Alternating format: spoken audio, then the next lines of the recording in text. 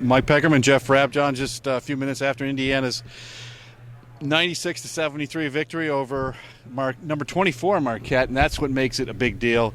Only the second time, I believe, an Indiana team coached by Archie Miller has beaten a top 24 team. What kind of message does that say about this team to do that right off the bat here in the second year of Archie's tenure here? Well, I thought the biggest thing, first of all, that jumps out was the defense. Yeah. They're facing a team that's got Marcus Howard, a guy who just recently had 37 points in 27 minutes, was averaging 26 points per game. He finishes with 18, but he only had 9 with about 7 minutes to play, and IU was up 20+. The game was over. They really held him to 9 points during the competitive phase. Robert Finnessy's defense was phenomenal. Yeah. You're talking about a freshman in his third game who ends up holding a guy who could be Big East Player of the Year really in check. That was very impressive. And I thought the defense was terrific. I was surprised by the offense with that many guys out to score 96 points and to do it that efficiently, 66% overall from the field. It was really impressive. So I thought it sent a statement that IU not only is much better on defense, but they can really be effective on both ends of the floor, and they can outscore teams and they can really hold teams down. They did both tonight against a top 25 team. Yeah, I looked at that 65% shooting at halftime, and I looked around and told people, well, they can't keep that up. They almost did. Yeah, and they were very effective, and Evan Fitzner came in, at one point he's 5 for 5 from the floor. He was hitting from 3. I think he had 14 points. I think it was in like his first 8 or 9 minutes on the court. Yeah. He was unbelievably efficient. Romeo Langford, he showed what a legitimate burst with a 6'11" wingspan does. Yeah. That's what happens when you've got those kind of tools. They got contributions from other guys. They got 5 guys in double figures, and I thought Al Durham was a really nice spark. He really helped with the defense. He got in double figures. Finnessy and Durham did a lot of the ball handling.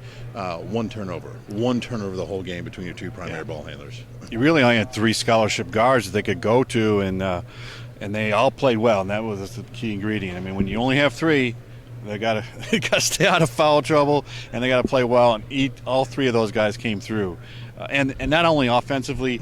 You look at that 5 for 23 shooting for Marquette on the 3-point line. This is a team I think was 42% almost last year, number 3 in the nation, and has a lot of those guys back, including Marcus Howard and the Hauser. The Hauser brothers can both shoot the ball. That's a really good sign that they've can guard the perimeter right now. Yeah, there was one point Sam Hauser had 14 of Marquette's first 20 points, and then he had 14 points with about 10 minutes left to play. Now, he missed some shots, but Indiana also did a really good job of disrupting his rhythm and playing the ball screens in some different ways to really disrupt his rhythm. The way they defended ball screens, the way Finnessy kept Marcus Howard from getting some of the free-flowing stuff he got was impressive. And IU's transition defense was really good. It's not that Marquette gets a lot of layups, but they get a lot of good stuff in the first 8-9 seconds of the shot clock. They got very little good in the first 10 seconds of the shot clock tonight.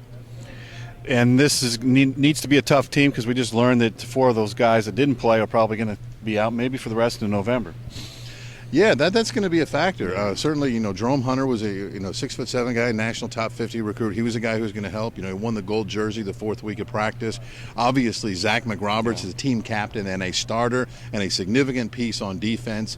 Devontae Green gives you a spark. He's a guy who has some spurtability. He can get you some points in bunches. He can get going a little too fast at times, but he can have some impact. And also, you just have all of his minutes that all of a sudden the other guy's got to pick up. So other guys, maybe instead of playing 24, you're playing 28, 30, maybe more. We'll see. But it's going to be a factor. And Race Thompson could give you some depth on the front line. 4 guys out for the rest of November.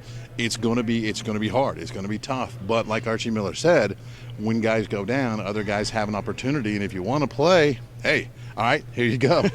You want to say you can go 32, 36 minutes? Here's your chance. And we're going to find out a lot about the team on Sunday when they go to Arkansas. Not only is it an early road game, it's against a team that presses and has a big man in the back of that press. Yeah, and I think Arkansas's press is it's one that it's not just trying to speed you up. They put the big guy on the ball. They try to make it really hard to inbound the ball. Sometimes they'll trap you on the first inbounds pass. Sometimes they'll trap you right when you come across half court. They've got different places that you attack that press attacks. So it is to create duress the whole time, and it is try to really fatigue you. So with fewer guys in the backcourt, there's an awful lot on those guys. Well, we got a lot more on tonight's game and a lot more on that Arkansas game coming up on Peegs.com. Jeff Rabjohns, thank you. Ken Bykoff shooting the camera here, and Mike Pegram here. We'll catch up with you on the boards and the rest of the week. Thank you.